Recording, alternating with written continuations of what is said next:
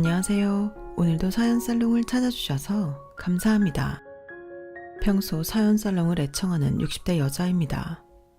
저도 나이가 있다 보니 나름 파란만장한 삶을 살았다고 생각하는데 여기 소개되는 사연을 들어보니 세상엔 참 별의 별일이 다 있는 것 같네요. 하지만 다들 어찌나 현명하게 세상을 잘 살아가는지 저도 많은 것을 느끼고 배운답니다. 그리고 제 인생을 바꿔준 악인과 귀인이 있어 저도 사연을 한번 써보게 되었는데요.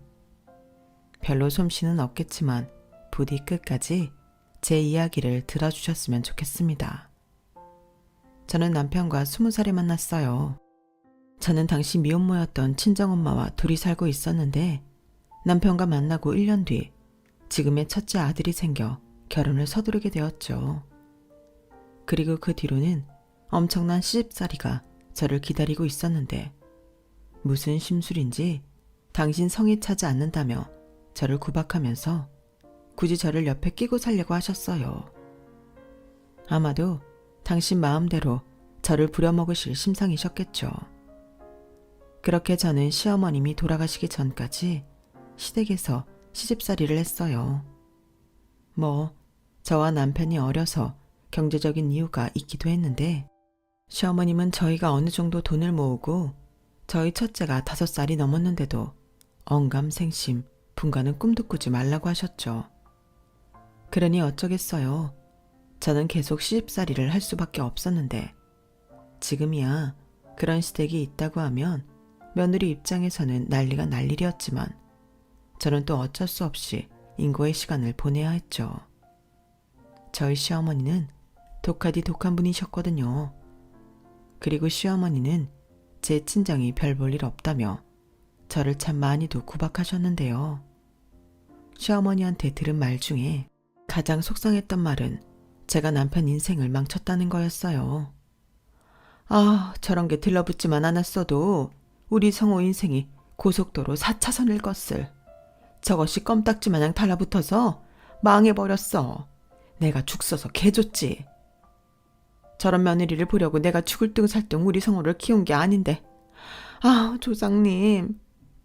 시어머니는 그렇게 아무런 죄책감 없이 제 가슴에 비수를 꽂으셨어요. 그리고 저를 끝도 없이 미워하셨는데 제 나이 또래의 여자들이 그렇듯 저는 한마디도 하지 못하고 그 모진 시집살이를 묵묵히 견뎌야만 했죠.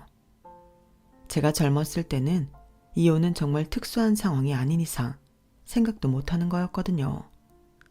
그리고 저는 홀로 계신 친정엄마 때문에도 이혼은 절대 하고 싶지 않았어요. 저희 친정엄마는 당신이 미혼모로 저를 낳아 키운 게 저에게 흠이 될까 항상 두려워하셨어요. 그래서 그런 친정엄마가 걱정하실까봐 그저 친정엄마에게는 시댁에서 잘해주시고 저도 너무 잘 지내고 있다고 거짓말을 해야만 했는데 그렇게 거짓말을 한 날에는 서러움에 복이 받쳐 부엌에서 혼자 눈물도 많이 흘렸어요. 그러다 그런 모습을 저희 시아버님이 보셨던 모양이었어요. 그리고 그날 이후 시아버님은 저의 든든한 방패가 되어주셨는데요. 평소 시아버님은 제가 생부 얼굴도 모르고 살았다는 것에 많이 짠해하셨죠. 하지만 시어머니는 당신 남편이 저를 감싸는 걸 무척이나 싫어하셨어요.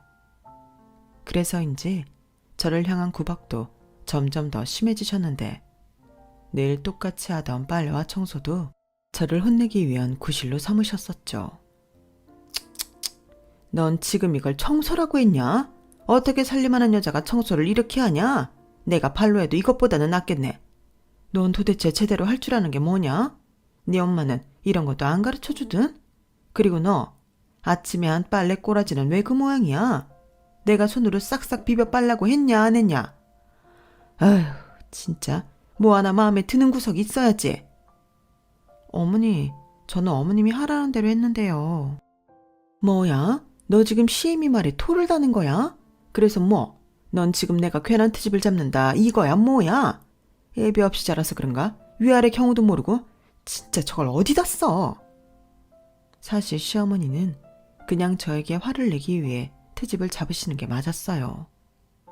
하지만 도끼 눈을 하고 저를 몰아붙이는 시어머니 기세에 저는 바보같이 아무 말도 하지 못했는데요.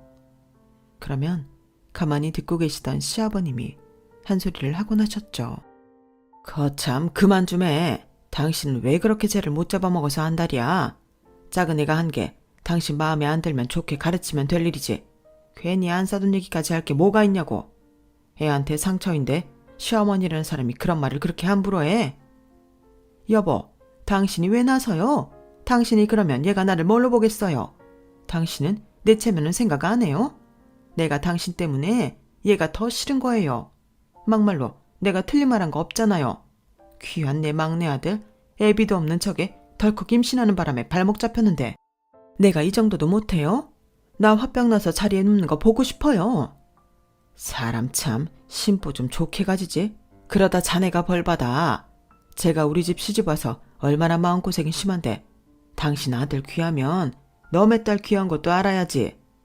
나는 그딴 건 몰라요.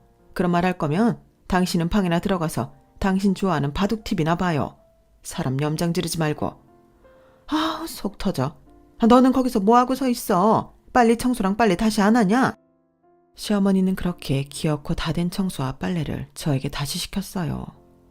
그리고 저는 차라리 시어머니랑 있는 것보다 혼자 일하는 게 낫겠다는 마음으로 몸을 움직였는데요. 그렇게 고단한 하루를 보낸 밤이면 남편은 늘 저에게 미안하다고 하며 제 어깨와 팔을 주물러줬어요. 남편은 시아버님을 닮아 굉장히 바르고 성품이 다정한 사람이었거든요. 그리고 첫째 아들 역시 지 아빠를 빼다 박았는데 어찌나 똘똘하고 살가운지 힘든 줄도 모르고 키웠을 정도인데 거기에 얼마나 영특한지 시키지도 않았는데 할머니 할아버지한테도 참 잘했어요. 그렇게 스스로 노력해 조부모님의 사랑을 독차지했죠. 시부모님도 저희 아들을 무척이나 사랑해 주셨고요. 그도 그럴 게 저희 아들은 시부모님이 처음 본 손자였거든요. 그 손주를 낳은 저는 그렇게 꼴보기 싫어하면서도 손자가 하는 말에는 깜빡 죽었는데 그걸 또 눈에 가시처럼 보는 이가 있었어요. 그 사람은 바로 저보다 3년 빨리 시집을 온 손이 형님이셨는데요. 아주버님과 형님은 아이를 갖기 위해 참 많은 노력을 했음에도 아이를 갖지 못했어요. 형님은 시어머님이 바라던 며느리로 저와는 달리 사랑을 많이 받았지만 딱 한 가지 아이를 낳지 못해 그 부분을 아쉬워하셨죠. 그런데 본의 아니게 제가 첫 손자를 낳고 부모님이 제 아들을 좋아하시니 형님은 저를 경계하고 멀리하시려 하셨어요. 이러니 저러니 해도 전 홀로 외로운 싸움을 해야 했던 거죠. 남편과 시아버님 빼고는 제 편이 없었으니까요. 그렇게 결혼하고 6년이 지났어요. 시어머님은 시장에 다녀오시다 교통사고를 당하셔서 크게 다치셨고 저는 그런 시어머니 병간호를 하게 되었는데 아무래도 제 손을 빌려 모든 것을 해결해야 했던 시어머니는 모든 게 다 당신 마음에 들지 않으셨나 봐요. 몸이 불편하니 늘 짜증과 화가 나 계셨고 시아버님은 그런 시어머니를 보기 힘들어 하셨는데 그러면서 항상 저에게 시어머니 병수발까지 들게 해서 미안하다고 하셨죠.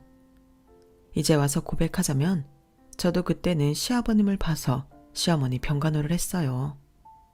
저 싫다고 하는 사람, 수발 들고 싶은 사람은 아무도 없잖아요.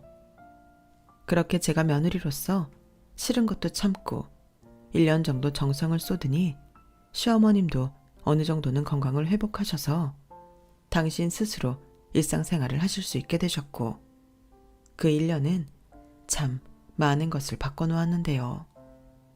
그렇게 예뻐하는 첫째 며느리는 얼굴 한번 보이지 않고 그저 돈 필요할 때나 그것도 시아버님만 홀랑 보고 가버리니 그렇게 차별하며 예뻐하던 큰 며느리에게 서운한 마음이 드셨던 것 같아요. 거기에 참 아이러니하게도 몸 불편한 당신 옆에는 싫어 죽겠는 저만 있었으니 그제야 저한테 마음을 여시더군요. 예, 동차냄이야. 네, 어머니, 뭐 필요한 거 있으세요? 아니면 뭐 불편하신 거라도 아니, 이제 와서 이런 말 하는 게 참 우스운 거 아는데 그동안 많이 미안했다. 내가 너한테 잘못한 게 많지? 그래서 네 시아버지 말처럼 내가 벌을 받나 싶다. 어머니, 무슨 말씀을 그렇게 하세요. 그래도 이만한 게 어디냐고 병원에서 그랬잖아요. 그거야 그 사람들 생각이고 나는 좀 다르다. 사람이 한번 아파 보니까 세상이 달리 보이는 것 같아. 정신도 바짝 드는 것 같고. 그래서 이제야 네가 얼마나 나한테 고마운 사람인지 알겠다. 시어머니는 그날 저에게 처음으로 인자한 미소를 보여주셨어요. 저는 항상 시어머니의 무서운 얼굴만 봐서 어쩐지 좀 어색했지만 그렇게 예쁜 미소를 갖고 계신 줄은 그날 처음 알았죠. 그리고 그날 이후 모든 것이 변했는데요. 시어머니는 저를 남편이랑 똑같이 위해 주셨어요. 고맙다는 말씀도 자주 하시고 제가 힘들까봐 당신이 할 수 있는 것들은 스스로 하시려고 하셨는데 참 세상은 얄궂게도 이제야 시어머니와 정도 쌓고 잘 지내려 하니 곧장 불행이 찾아왔어요. 시어머니는 사고 후유증과 합병증으로 고생을 하시다 건강이 호전된 이후 3년 만에 세상을 떠나셨거든요. 그때 저희 둘째 아들이 새돌이 지났을 무렵이었는데 시어머니의 장례식 날 얼마나 울었는지 몰라요. 미운 정도 정이라고 저한테 시어머니의 존재가 생각했던 것보다 컸다는 걸 알았죠. 그렇게 시어머님 장례를 치르고 시아버님은 당신 고향으로 가시겠다고 하셨어요. 그러면서 저희에게 늦게나마 살림을 따로 내주시겠다며 집을 마련해 주셨는데요. 저희 시댁은 시아버님이 젊었을 적 건축업을 크게 하셔서 일찍이 여유가 있던 집이었어요. 거기에 재개발 재건축 붐이 일면서 자산을 크게 불리셨는데 그 덕에 시부모님은 다른 사람들보다 조금 이른 나이인 50대부터 경제활동 없이도 충분한 생활이 가능하셨죠. 그러던 시아버님은 저희에게 30평대 아파트를 마련해 주시고 시어머니와 지내시던 집을 처분하시기로 결정하셨는데 그때 마침 사업이 힘들어진 큰형님 내외가 그 돈을 달라고 시아버님께 애원을 하셨어요. 아버지, 제가 이번에 하는 사업이 자금 문제만 없으면 진짜 크게 터질 사업이에요. 이번 한 번만 더 도와주시면 제가 큰 돈을 벌 수 있다니까요. 너도 양심이 있어라. 지난번에도 똑같은 이야기하고 돈 뜯어가더니 그 돈 갚을 생각도 안 하고 다시 도와달라고. 큰 돈을 벌 생각하지 말고 사업을 안정적으로 운용할 생각을 해야지. 됐다. 지난번에 빌려간 거 다 갚기 전에는 나한테 손 벌릴 생각 말아라. 아버님, 그러지 마시고 이번이 마지막이라고 생각하시고 좀 도와주세요. 이 정말 많이 노력해요. 그리고 제가 보기에도 이번 건은 분명히 될 일이고요.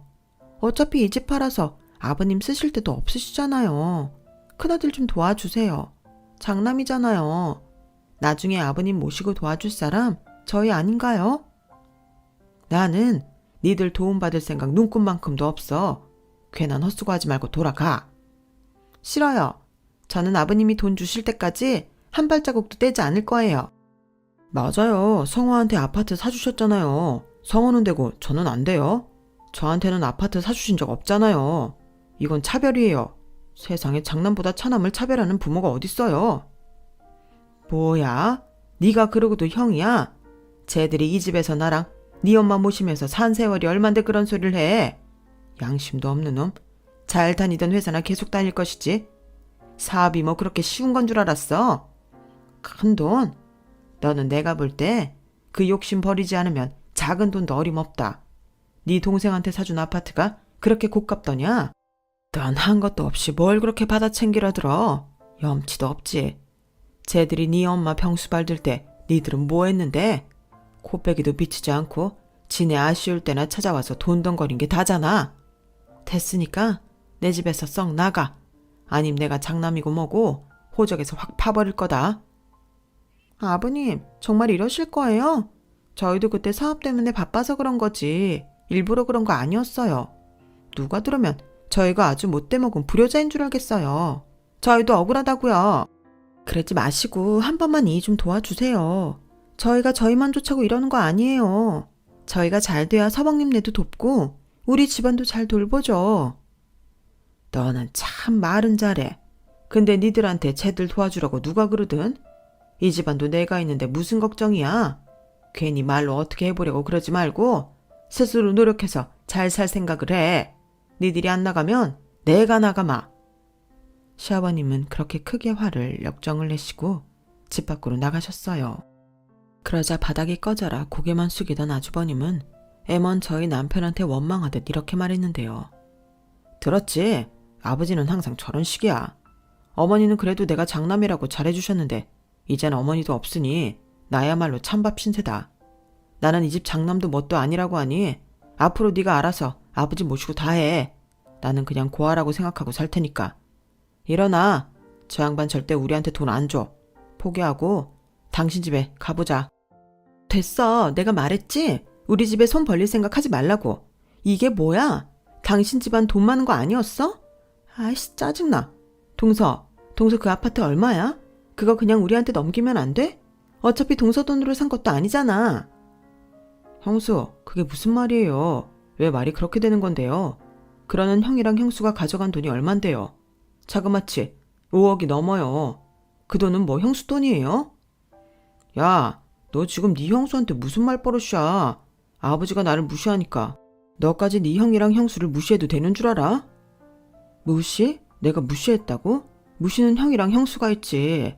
아버지가 왜 저렇게까지 나오시는 줄 알아? 형, 그러는 거 아니야. 형 이번에 엄청 큰 아파트 계약했더라. 그래놓고 사업 힘들다고 걸핏하면 집에 와서 돈 벌렸지. 애당초 사업은 핑계였고 집안 돈 모조리 다 빼갈 생각이었잖아. 내가 모를 줄 알았어? 이미 엄마도 알고 아버지도 알아. 아까 형이 그랬지. 형은 이제 장남도 뭣도 아니니까 그만 가. 나도 형 얼굴 다시는 보고 싶지 않아. 남편은 그렇게 말하고 저더러 방에 들어가라고 했어요. 그리고 저는 뒤도 돌아보지 않고 방으로 들어가 저희 짐을 정리했는데요. 나빠도 저렇게 나쁠 수 있을까? 아주버님이랑 형님과는 될 수 있다면 상종하고 싶지 않았어요. 그 뒤 아버님은 추억은 많지만 혼자는 너무 힘들다며 시어머니와 지냈던 정든 집을 정리하셨고 당신 계획대로 시골로 내려가셨는데요.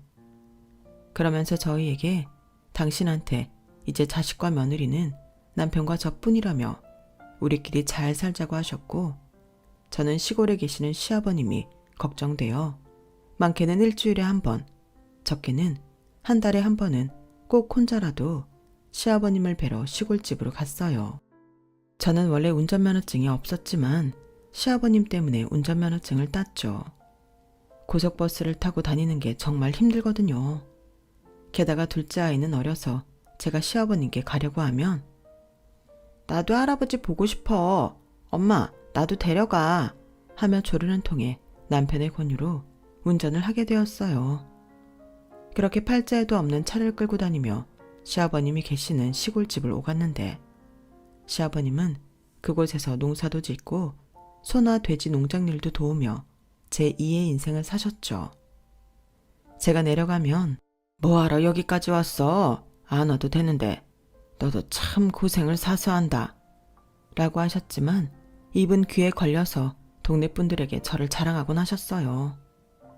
그리고 저는 시아버님이 혼자 밥이라도 굶으실까 그렇게 내려가면 무슨 잔치 준비하는 사람처럼 음식을 하곤 했는데 그렇게 지내기를 10년 저는 자칭 베스트 드라이버가 되었죠.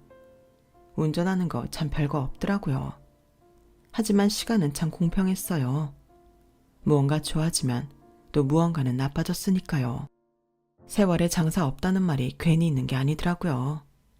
시아버님은 점점 노쇠해지셨고 저희 아들들은 모두 군대 제대를 할 정도로 장성했는데 문제는 시아버님의 건강이었어요. 시아버님은 스스로 당신은 건강하다며 걱정하지 말라고 하셨지만 나이를 속일 수 있나요? 그래서 더 늦기 전에 올라오셔서 함께 지내자고 제가 수없이 말씀을 드렸는데 계속 싫다고 하시던 시아버님은 홀로 계시는 가운데 뇌졸중으로 쓰러지셨어요. 부끄럽지만 시아버님께 그런 전조 증상이 있는지 몰랐던 저는 아버님이 쓰러지셨다는 말에 얼마나 놀랐는지 손과 발이 그렇게 떨릴 수가 없더군요. 제가 이 정도니 남편은 말할 것도 없었죠. 그래서 제가 겨우 운전해 시아버님이 계신 큰 병원으로 달려갔고 그곳에서는 저희 시아버님이 이미 몸의 오른쪽을 움직일 수 없다고 하셨는데요. 오른쪽 팔과 다리 그리고 얼굴 근육까지 마비가 되었다고 하셨어요. 남편은 그 말에 털썩 어린아이처럼 주저앉았고 저는 결심했죠. 시어머님의 병간호를 했듯 시아버님의 병간호도 제가 하리라고요. 그래서 주저하지 않고 시아버님을 저희 집으로 모셔왔어요. 아버님은 어눌해진 발음으로 자기는 그럼 시설에 가겠다고 하셨지만 제가 안 된다고 단호하게 말했죠. 그랬더니 군 제대한 아들 둘이 자기들이 저를 돕겠다고 나서는데 그땐 정말 천군만마를 얻은 기분이었어요. 아들 키운 보람이 있었죠. 남편은 시어머니도 아닌 시아버님을 어떻게 병간호하냐며 저를 말리기도 했지만 사실은 자기도 자기 아버지를 시설로 보내고 싶진 않았겠죠. 그래서 제가 말했죠. 뭘 그런 걸 따져. 우린 가족인데. 하물며 시설이 내가 하는 것보다 좋겠어? 걱정하지 마. 아버님 내가 잘 보살펴 드릴 수 있어. 내가 알아보니까 재활하면 희박하긴 하지만 일부는 돌아오기도 한다더라. 우리 아버님 의지 하나는 끝내주게 좋잖아. 나만 믿어. 우리 애들도 저렇게 할아버지 와서 좋다고 하는데 잘 됐지. 나 솔직히 이제 시골집 안 다녀도 되고 너무 좋아. 여보, 내가 정말 당신한테 미안하고 고마워. 나랑 결혼해서 고생만 하네. 내가 장모님 뵐 면목이 없다. 무슨 그런 말을 해. 우리 엄마가 당신 얼마나 좋아하는데. 오죽하면 이젠 나도 안 찾고 우리 사위 하냐고. 그런 소리 하지 말고 이번 기회에 우리 가족 제대로 똘똘 뭉쳐보자. 우리가 똘똘 뭉치는데 안 되는 게 어딨어? 저는 남편에게 최대한 밝게 말했어요.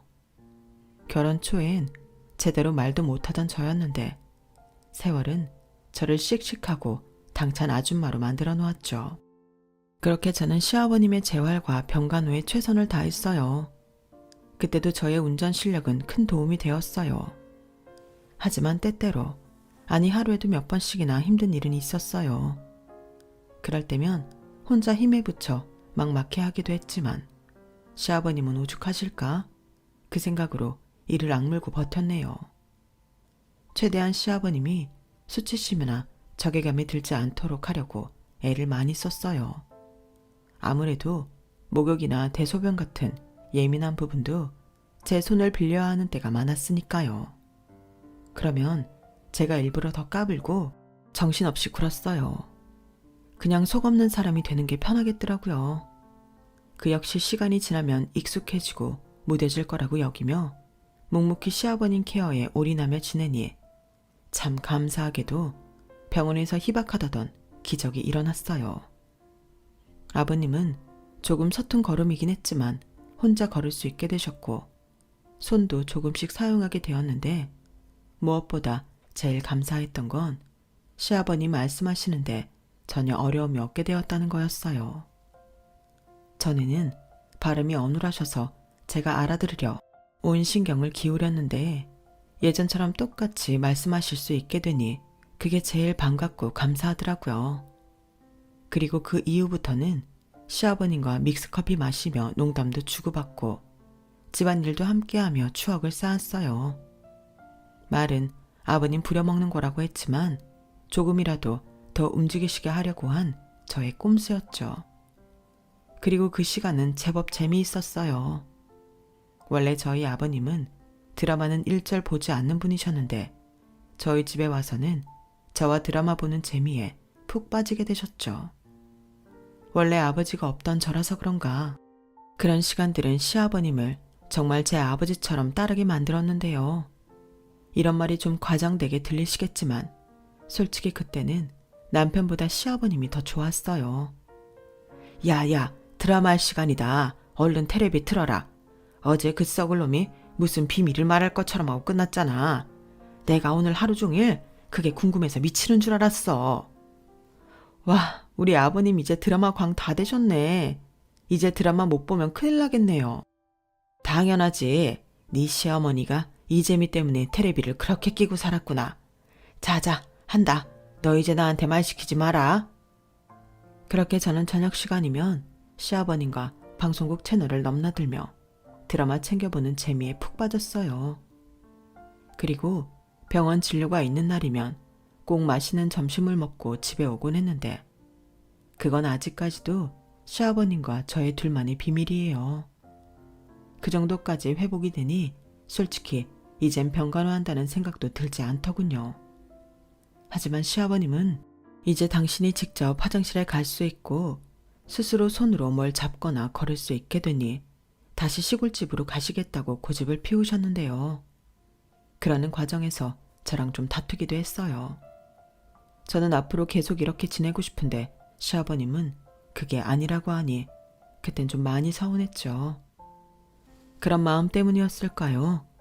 내내 괜찮았던 시아버님은 다시금 상태가 나빠지기 시작하셨어요. 병원에서는 연세가 있으시기 때문에 어쩌면 자연스러운 일이라고 했지만 제 입장에서는 맥이 빠지는 일이 아닐 수 없었어요. 게다가 다시 아프기 시작했을 때는 전에는 괜찮았던 폐나 위, 간 기능까지 나빠졌는데 문제는 식사를 전혀 못 하신다는 거였죠. 음식을 조금만 잘못 삼키면 무서울 정도로 기침과 구토를 하시는데 울면서 응급실도 여러 번 갔어요. 그리고 결국 병원에서는 더 이상 병원에서 할 수 있는 치료가 없다며 저희 부부에게 선택을 하라고 하더군요. 집으로 모실지 호스피스 병동으로 옮길지 결정을 하라고 했어요. 그때는 정말 하늘이 무너지는 것 같은 기분이 들었는데요. 그날 남편과 얼마나 울었는지 몰라요. 그러면 어떤 사람들은 친정아버지도 아니고 시아버지인데 뭘 그렇게 서럽게 우냐고 저를 이상하게 봤는데 저에게 시아버님은 이미 친정아버지 그 이상이셨기 때문에 어쩌면 제가 저희 남편보다 더 서럽게 울었는지도 모르겠네요. 그리고 시아버님은 담당 의사 선생님의 말을 들으셨는지 이내 호스피스 병동으로 가겠다고 하셨는데요. 저는 안 된다고 했어요. 사실 이미 제 마음은 결정됐거든요. 다만 남편의 선택을 기다려줬던 것뿐인데 시아버님이 먼저 그러겠다고 하시니 저는 남편의 답을 기다릴 수 없었어요. 시간이 얼마나 주어졌든 마지막까지 시아버님은 제가 모신다는 그 일념 하나밖에 없었거든요. 그래서 제가 우겨서 다시 집으로 시아버님을 모시고 왔어요.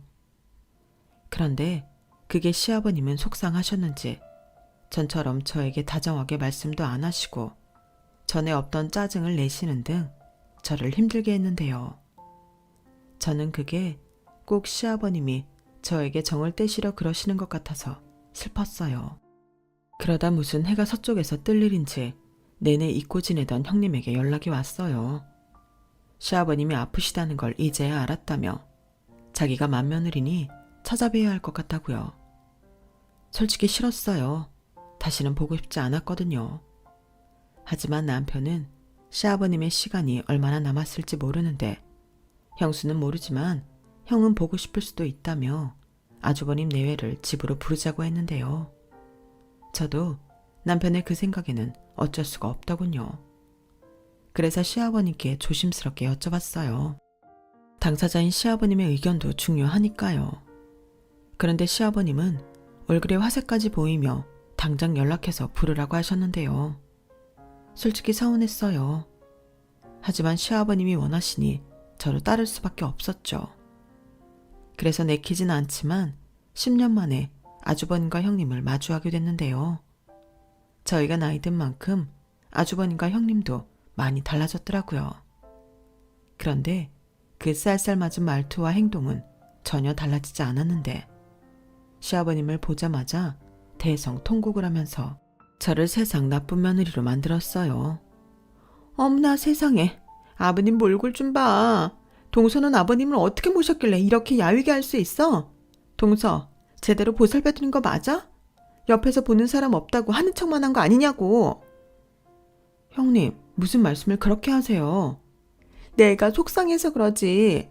우리 아버님 반쪽이 됐네. 아버님, 저 알아보시겠어요? 저 맏며느리요.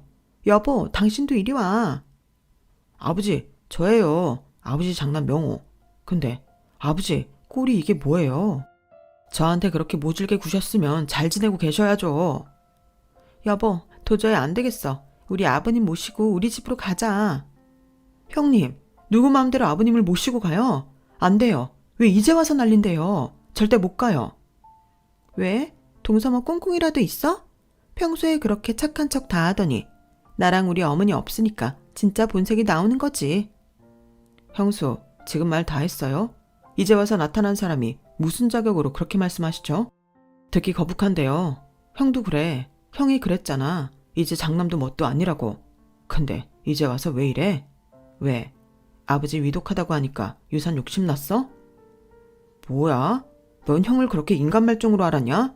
나도 먹고 사느라 힘들어서 몰랐어. 아버지가 그랬잖아. 내 힘으로 살라고. 그래서 정말 열심히 살았는데. 뭐? 너야말로 이렇게 되기 전에 형이 나한테 연락을 했어야지. 너야말로 날 무시한 거 아니야? 됐어. 아버님 보시는데 그만해. 그리고 동서. 그래. 내가 좀 전에는 흥분해서 실수했다. 그동안 동서 혼자 힘들었을 텐데. 이참에 내가 동서 수고 좀 덜어준다고 생각해. 내가 아무리 그래도 동서 손이잖아. 동서도 좀 쉬어야지. 그러니까 오늘 당장 아버님 우리가 모시고 갈게. 우리도 이미 다 알고 그럴 작정으로 온 거야. 네, 아버지. 저희 집으로 가요. 저 이제라도 아들 노릇하고 싶어서 그래요. 이미 아버지 쓸 방도 다 만들어놨고 이 사람이 지극정성으로 모신다고 했으니까 여기보다는 나을 거예요. 낫기는 뭐가 나. 형이랑 형수가 뭘 안다고 아버지를 데려가. 지금 아버지 상태 제일 잘 알고 케어할 수 있는 사람은 이 사람밖에 없어. 뭘 알지도 못하면서. 뭐야? 너 끝까지 형한테 이럴 거야? 결국 아프신 아버님 앞에서 두 아들은 몸싸움까지 하게 됐어요. 제가 말리려 하니 형님이 저에게 표독스러운 얼굴로 하지 말라고 하더군요. 하마터면 저도 형님과 이판사판 개싸움으로 싸울 뻔했어요. 그런데 그때 시아버님이 리모컨을 힘겹게 던지시더군요. 그만들 해라. 나는 이제 장남집으로 가련다. 저와 남편은 귀를 의심했어요. 자식은 저희밖에 없다고 하시더니 시아버님은 결국엔 저희보다 장남 내외가 더 좋으셨나 봐요. 솔직히 그러면 안 되는데 그때는 배신감에 서러워 눈물밖에는 나지 않더군요. 남편도 마찬가지인지 시아버님께 왜 그러냐고 이유라도 물어볼 만한데도 아무 말도 하지 않았어요. 그렇게 다음 날 시아버님은 아주버님 댁으로 가시기로 했죠. 그러면서 저에게 그동안 수고한 값이라며 봉투를 하나 내미셨는데요. 저는 안 받겠다고 했어요. 그거 받으려고 한 것도 아니었고 그 봉투를 받으면 정말 제가 한 것이 별 볼일 없는 일이 되는 것 같아서 싫다고 했어요. 그러자 시아버님은 그러거나 말거나라며 제 앞에 봉투를 툭 던져놓고 형님의 부축을 받으며 저희 집을 떠나셨는데요. 너무 속상해서 가시는 길도 제대로 배웅하지 않았어요. 그게 아직까지도 저의 한이 되었죠. 그날 시아버님이 떠난 집은 참 많이 썰렁하고 허전했어요. 원래도 우리 가족밖에 없던 집이었는데 시아버님이 안 계신다고 생각하니 집이 낯설더라고요. 하지만 안 그런 척 하고 싶었어요. 시아버님도 아무런 망설임 없이 가셨는데 저도 씩씩하게 아무렇지 않고 싶더라고요. 그래서 닥치는 대로 청소를 하며 끊임없이 움직였어요. 그렇게 체력을 모두 쏟아내고 잠이 들어야 잘 수 있을 것 같았거든요. 하지만 제 의지와 달리 눈물은 하염없이 흘렀는데 남편이 그러더군요. 당신도 이제 그만해. 내가 걱정돼서 퇴근하는 길에 형 집에 가봤는데 그 집 진짜 넓고 좋더라. 형의 말이 다 거짓말은 아니었나 봐. 형 사업 엄청 잘 된대. 그리고 그 집 바로 앞에 대학병원도 있는데 솔직히 여기보다는 거기가 좋지. 그리고 아버지한테 전화했는데 아버지가 웃으시더라. 그거면 된 거 아니야? 사실 호스피스 병동 가고 싶으신 거 모시고 왔다고 내내 자기한테 화만 냈잖아. 자기도 할 만큼 했어. 내가 다 미안할 정도로 아주 잘했어. 누가 자길 며느리로 알아? 딸이지. 딸은 무슨. 그러신데 그렇게 혼란 가신다고? 나는 우리 아버님은 좀 다르신 줄 알았어. 근데 우리 아버님도 어쩔 수 없네. 그래, 장남이 좋겠지. 이러니 저러니 해도 장남이잖아. 됐어. 형님 말대로 나도 이제 좀 쉴 수 있어서 좋지. 다음에도 없는 소리 하네. 그래도 그렇게 생각하고 우리 좋은 마음으로 있자. 아버지가 좋다잖아. 그럼 된 거지. 남편은 연신 제 어깨를 토닥이며 저를 달랬어요. 그래서 저도 머리로는 그래, 시아버님이 좋으면 됐다 하고 생각하려 했는데요. 마음은 여전히 풀어지지 않았지만 시아버님이 우선이었으니 저는 정성껏 시아버님 케어에 있어 매뉴얼이라고 해야 할까요? 주의사항과 챙겨드려야 할 것들을 정리하기 시작했어요. 그리고 그걸 가지고 남편이 얘기한 형님 집으로 갔죠. 그러자 형님은 좀 놀라는 눈치로 문을 열어줬는데 들어오라고 했어요. 그리고 남편 말처럼 저희 집과는 비교도 되지 않는 초호화 아파트에 잠시 넋을 놓기도 했는데 이윽고 침대에 누워 계시는 시아버님 얼굴이 보이더군요. 시아버님은 참 오랜만에 저를 향해 웃어주셨어요. 그리고는 제 손도 꼭 잡아주셨는데 아무 말씀은 하시지 않았지만 손이 참 따뜻하더군요. 저는 그런 시아버님을 보며 또다시 눈시울이 붉어졌어요. 그러자 동서도 참 징하다. 여기까지 와서 그러면 내가 뭐가 돼. 동서가 하는 거면 나도 다 할 수 있어. 괜히 유난 떨지 마. 형님, 나 이제 정말 동서랑 싸우기 싫거든? 아니요. 아버님 잘 부탁드린다고요. 그리고 모르시는 거나 제 도움이 필요하시면 언제든지 저 부르세요. 저는 시아버님의 손을 잡자 모든 것이 풀어진 듯 말했어요. 그러자 시아버님이 마치 저를 칭찬하시는 듯 제 손을 톡톡톡 토닥여줬는데요. 거기 더 있다가는 주책 없이 눈물바람만 할 것 같아서 서둘러 집으로 돌아왔네요. 그리고 항시 핸드폰에 눈을 떼지 않고 지냈어요. 한 달이 지나고 두 달이 되어갈 즈음 무소식이 희소식이라는 생각으로 저도 조금씩 마음을 놓고 있었는데 초저녁 제 핸드폰이 요란하게 울리더군요. 발신인을 확인하니 형님이셨어요. 저는 다급하게 전화를 받았죠. 그러자 형님이 동서, 지금 빨리 땡땡병원 응급실로 와. 아버님이 시간이 얼마 남지 않은 것 같아.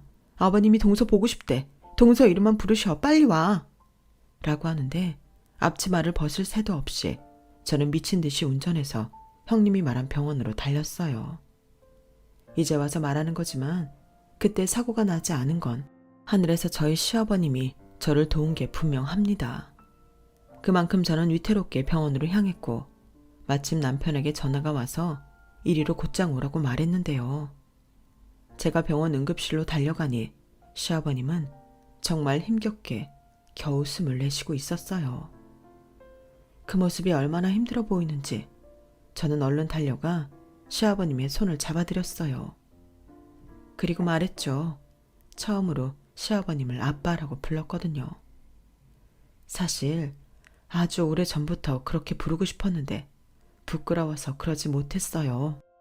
그리고 시아버님의 손은 여전히 따뜻했는데 어쩐지 제가 잡은 시아버님 손에 힘이 느껴졌어요. 마치 우리 주연이 왔니? 내가 아까부터 너 많이 기다렸어. 이제 너 왔으니까 됐다. 라고 하시는 것 같았는데 남편이 도착하고 바로 시아버님은 그렇게 시어머님 곁으로 떠나셨어요. 그때 저희 아이들도 병원으로 달려오고 있었는데 손자들 얼굴은 끝내 보지 못하고 눈을 감으셨죠. 저희 아들들은 할아버지 할아버지 하며 많이 울었는데 아주버님과 형님은 그걸 보고 시끄럽다고 했어요. 가뜩이나 마음 복잡한데 아이들까지 그러니 자기가 너무 힘들다며 형님이 저보고 아이들 좀 조용히 시키라고 하더군요. 저는 애들이 할아버지 가시는 것도 못 봐서 슬퍼서 그러는데 꼭 그렇게 하셔야 하냐며 한 소리 하니 그때는 어머어머 자식 없는 사람 서러워서 못 살겠네 하시는데 병원이라 참았지만 아니면 머리채를 잡았을지도 모르겠네요. 그렇게 한순간 시아버님의 빈소가 차려졌어요. 저는 그제야 제가 앞치맛바람에 슬리퍼를 신고 있다는 걸 알았는데 어떻게 장례식과 발인을 치렀는지 저도 모르게 지나갔어요. 사람이 너무 슬프면 뇌가 그 기억을 지운다고 하더니 그 말이 정말인가 싶더라고요. 마지막을 저희 집에서 보내지 않으셔서 그런가 집에 돌아오니 시아버님이 돌아가셨다는 게 실감이 나지 않았어요. 그리고 우리 네 식구는 마치 말하는 방법을 잊은 사람처럼 무거운 침묵 속에 일상을 보냈는데요. 그렇게 일주일이 지났을까? 형님이 저희 집에 쳐들어왔어요. 무슨 빚쟁이 빚받으러 온 사람처럼 저를 보자마자 멱살을 잡고 대뜸 자기 돈을 내놓으라고 소리치더군요. 야, 너 일부러 그런 거지? 네가 아버님한테 유산 다 네 앞으로 해달라고 한 거잖아. 그러지 않고서 아들도 아닌 며느리한테 자기 전 재산을 몰아주는 시아버지가 세상 천지 어디 있어? 너 다 알고도 나 물먹인 거지. 나는 그것도 모르고 그 노인네 병수발 드느라 가진 고생을 다 했잖아. 무슨 소리예요? 유산이라뇨? 시치미 떼지 마. 나 벌써 다 알고 온 거니까. 아버님이 변호사 써서 이미 유언장이며 재산 정리 다 했던데? 어떻게 그걸 본인이 모를 수가 있어? 이 앙큼한 것. 됐고 내 돈 내놔. 형님은 이미 이성을 잃은 한 마리의 짐승처럼 저를 이리 흔들고 저리 흔드셨어요. 그리고 그걸 본 제 아들들은 그야말로 눈이 뒤집혔는데 원래도 큰엄마에 대한 부정적인 감정이 강한지라 순식간에 형님은 저한테서 떼어내 현관 앞까지 밀고 가더군요. 가세요. 갑자기 오셔서 이게 무슨 행패세요? 가세요. 뭐야? 이놈들. 내가 니들 큰엄마야. 넌 니네 엄마한테 예의도 못 배웠냐? 하기사 미혼모 가정에서 뭘 보고 컸겠어. 배운 게 없으니 가르칠 수 있는 것도 없었겠지? 뭐야? 저는 형님의 그 말에 이성의 끈이 뚝 하고 끊겼어요. 나이가 중년이 되어도 참을 수 없는 건 참을 수 없는 거니까요. 그리고 아이들이 보는 앞에서 형님과 머리끄댕이를 잡고 싸움이 일어났는데 아이들이 경찰에 신고하면서 사건은 일단락이 되었죠. 그리고 경찰서에 가서 그제 알게 된 사실이 있었어요. 시아버님이 정말로 형님의 말처럼 당신의 유산을 제 앞으로 남겨놓으셨더라고요. 언제 그런 걸 다 준비하신 건지 변호사를 수임해 모든 정리를 말끔하게 해놓으셨는데 형님이 경찰서로 문제의 변호사를 부르니 모든 것이 명확해졌어요. 저희 집을 떠나시던 날 저에게 주셨던 봉투는 사실 돈이 아니고 당신의 유언장이었다고 하더군요. 저는 그게 정말 돈일 것 같아서 건드리지도 않아 그런 사실이 있었는지 몰랐어요. 하지만 형님은 제가 거짓말을 하는 거라며 마지막까지 자기가 시아버님을 모셨는데 이건 말도 안 된다며 악을 썼죠. 억울하다고요. 그러자 변호사는 이미 준비를 했다는 듯 시아버님 유산 상속이 있어 자격이 전적으로 저한테만 있다는 증빙 자료를 꺼내 보여주셨는데 그 자료는 다름 아닌 시아버님 당신의 일기셨어요. 그 일기엔 저와 무엇을 어떻게 했는지 저희의 일상이 빼곡하게 담겨 있었죠. 저는 그런 걸 남겨놓으셨을 거라는 건 까맣게 모르고 있었어요. 그리고 그 일기는 당신이 마지막으로 병원에 입원하는 날 변호사를 불러 전달했다고 했는데 시아버님은 그때 이미 아셨던 것 같았죠. 이제 곧 당신이 떠날 거라는 것을요. 그리고 별로 궁금하지 않아 여태 모르고 있던 시아버님의 재산을 알게 되었고 무려 제 앞으로 땅과 건물을 포함해 현금 자산까지 30억 가까이 되더군요. 정말 남편과 저희 아들들 이름은 단 한 번도 언급되지 않았어요. 다만 원하면 제가 알아서 재산을 분배할 수 있다는 조항을 달았는데 특이한 사항이 있더군요. 아주버님과 형님은 절대 안 된다는 조항이었어요. 본인의 장남 명호 그리고 그차 아내지는 이미 사업 명목으로 받아간 돈이 상당해 유산 상속에서 제외함. 상속자가 원해도 유산 상속은 불가. 라고 친절하게 명시되어 시아버님 도장까지 찍혀있다 보니 이건 정말 빼박이긴 했어요. 아마 그래서 형님이 더 열이 받았던 거겠죠. 어떻게든 명분을 만들어 유산을 나눠 갖고 싶은데 저렇게 명시가 되어 있으니 양만 바짝 오른 것처럼 보였어요. 그러자 아주버님은 자기가 법으로 하겠다며 큰 소리를 쳤는데 아무런 소용은 없었던 것 같아요. 그 뒤 저희는 아무런 연락도 우편도 받지 못했거든요. 중간에 포기할 사람들이 아니라는 남편 말에 추측해보면 시아버님이 너무 명확하게 벼보를 정리해놔서 그걸 맡아줄 변호사가 없던 게 아닌가 생각합니다. 참 세상에, 어떻게 변변한 직업도 없는 아줌마인 제가 30억이나 있는 사람이 될 수 있는 건지. 그리고 별로 유쾌하지 않은 진실도 알게 됐는데요. 형님과 아주버님은 계속해서 시아버님과 저희 부부 주변을 맴돌며 저희를 감시했는데 시아버님이 뇌졸중으로 쓰러진 것도 진작부터 알고 있더군요. 그러니까 딱 시계를 봐서 시아버님이 위독할 때 자동차 끼어들게 하듯 나타난 거예요. 참 나쁜 사람들이죠. 그리고 어떻게 알았는지 시아버님에게 재산이 많다는 걸 이미 파악하고 있었는데 그렇게 자기들이 뒤통수를 맞을지는 몰랐던 모양입니다. 결국 아주버님과 형님은 그놈의 돈 때문에 이혼을 했어요. 아주버님은 뒤늦게 저희를 찾아와 형님이 그렇게 시아버님의 재산에 침을 흘렸다며 시아버님의 유산이 모두 제 앞으로 오자 형님은 모든 원망을 자기 남편인 아주버님께 쏟았다고 했어요. 자기가 그 노인네 돌보느라 얼마나 힘들었는지 아냐며 지금 갖고 있는 재산들 전부 자기한테 주고 몸만 꺼지라고 했다는군요. 그래서 소송에서 둘이 진흙탕 싸움하고 판사님이 둘이 똑같다며 반반씩 재산 분할도 해줬다는데 이혼하고 나서 보니 자기가 너무 등신 같아서 저희를 찾아왔대요. 뒤늦게나마 자기 잘못을 저희한테 용서받고 싶다고요. 하지만 저희 남편은 그런 형을 차마 용서하지 못했어요. 지금까지 그렇듯 서로 형제는 없다고 생각하고 살자고 아주버님을 밀어냈죠. 나 돈 때문에 그러는 거 아니야. 형이 오해해도 어쩔 수 없는데 형수 때문이든 그게 아니든 난 형 평생 용서 못해.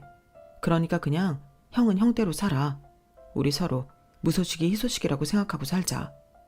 형이 정말 나랑 우리 집 사람한테 미안한 마음이 있다면 이제 찾아오지 마. 나 형 보면 아버지 생각나서 힘들어. 남편은 화도 내지 않고 진심으로 말했어요.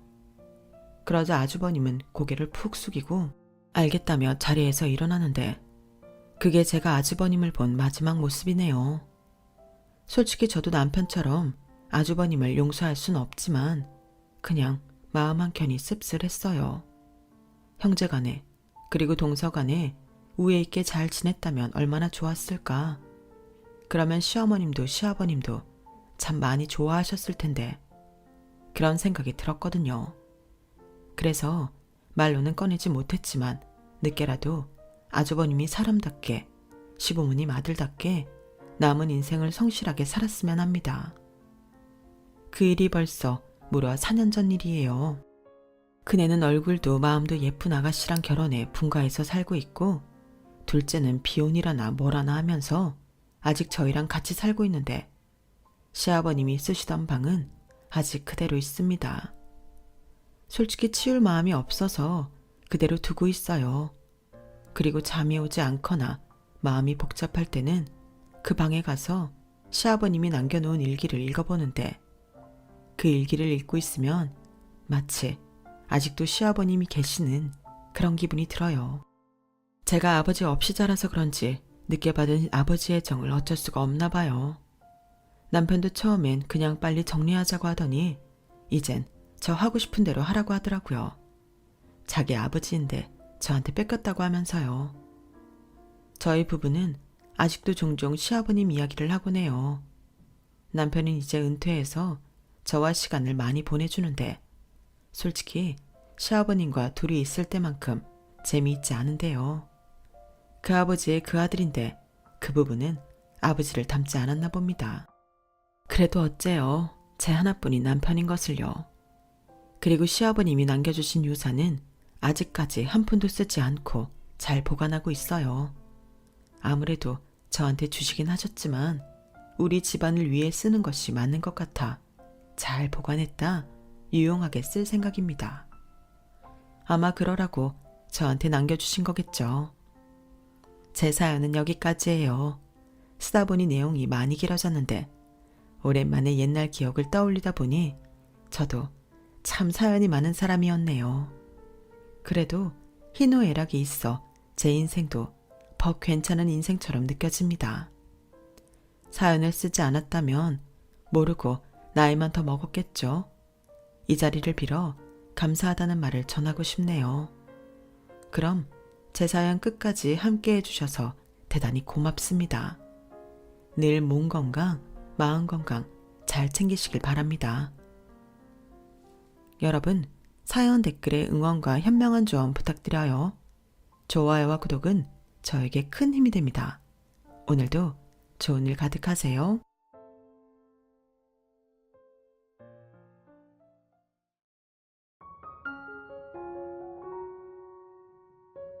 안녕하세요. 오늘도 사연 살롱을 찾아주셔서 감사합니다. 저는 서울 성동구에 사는 30대 초반의 여성이에요. 저는 올 초에 결혼 생활 6개월 만에 이혼을 했어요. 그렇게 자상하고 상냥하던 사람이 진정이 어려워지자마자 언제 그랬냐는 듯이 안면을 싹 바꾸는데 정말 기가 차더군요. 시댁에서도 저희 집 어려운도 괜찮냐고 묻는 사람 한 명 없었고요. 그래서 인간 같지 않은 것들하고 한시도 함께하고 싶지 않아 이혼 서류에 도장 찍고 한 방 먹였죠. 남편이었다는 그 자식은 지금 자기 행동에 후회하고 난리도 아니라던데 제가 상관할 바 아닌 것 같아 무시하고 있어요. 그럼 지금부터 제가 겪은 이야기를 들려드릴게요. 사실 저는 남편과 그렇게 오래 사귀지는 않았어요. 와인에 대해 공부하고 함께 마시는 모임이 있었는데 남편은 그 모임에 들어온 지 얼마 안 되는 사람이었거든요. 처음부터 저를 아주 편하게 해주었고 다정했어요. 저를 보려고 여기 온 것 같다는 낯간지러운 말도 서슴지 않고 했고요. 처음에는 오글거린다고 좀 피했는데 워낙 저한테 잘하다 보니 그걸 진정성 있다고 받아들이고 사귀게 되었죠. 저는 딱히 좋아하는 스타일도 없었고 사람 자체만 괜찮으면 된다고 생각했기 때문에 집안이나 학벌 같은 거 따지지 않았고 남편이 저한테 잘하는 모습 그거 하나 보고 받아들인 거였어요. 그리고 결혼은 저희가 사귀고 3개월이 좀 지나서 말이 나왔어요. 사귄 지 얼마나 됐다고 벌써 결혼 이야기를 해? 성훈 씨 나 그렇게 잘 알아? 아니잖아. 그런 건 결혼해서도 차차 알아가면 되잖아. 진영아, 나는 진짜 너랑 한시도 떨어지고 싶지 않아. 눈 감아도 너만 떠오르고 일할 때도 계속 네 모습만 아른거려. 나 이렇게 살다가 아무것도 못할 것 같아. 넌 내가 그 정도로 좋은 건 아닌 거지? 그래도 우리 같이 살면서 더 좋아질 수도 있잖아. 정말 닭살 돋는 말들이었지만 그런 말을 서슴없이 할 수 있다는 게 저를 많이 사랑하기 때문이라는 생각이 들더라고요. 그래서 결혼을 결심했고 엄마와 이모한테도 이 사실을 알렸죠.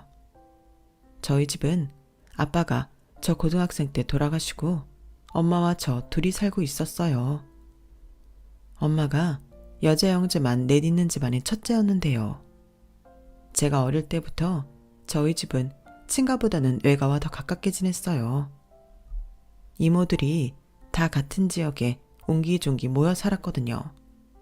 그러다가 둘째 이모와 셋째 이모네 집이 외국에 나가서 살게 됐고 저희와 막내 이모네만 한국에 남게 되었어요. 엄마는 아빠한테서 받은 부동산 사업을 하셨고 막내 이모는 엄마의 비서 역할을 하며 집에 자주 드나들었어요.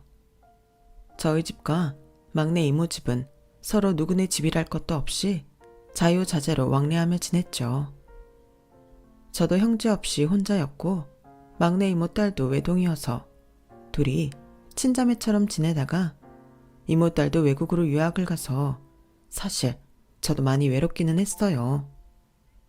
그런 외로움이 몇 년씩 계속되던 중에 남편을 만났고요. 엄마와 이모는 사실 저희 결혼을 반기지 않았어요. 특히 이모는 정말 결혼 안 하면 안 되냐고 많이 말렸어요. 이유는 이모가 남편 집을 좀 알아봤는데 영 마음에 걸리는 게 있다는 거였어요. 예, 그 남자애 자기 아버지 동유럽 쪽에서 일한다고 했지? 그거 사실은 친척의 친구들 돈까지 사업한다고 빌렸다가 못 갚게 생겨서 몰래 나가버린 거란 말이 있어. 한두 푼도 아니고 한 사람당 몇 천씩이고 어떤 사람은 걔 아빠 평소 모습만 믿고 딸 결혼자금 줬다가 아주 결혼 깨질 뻔하고 난리도 아니었다더라.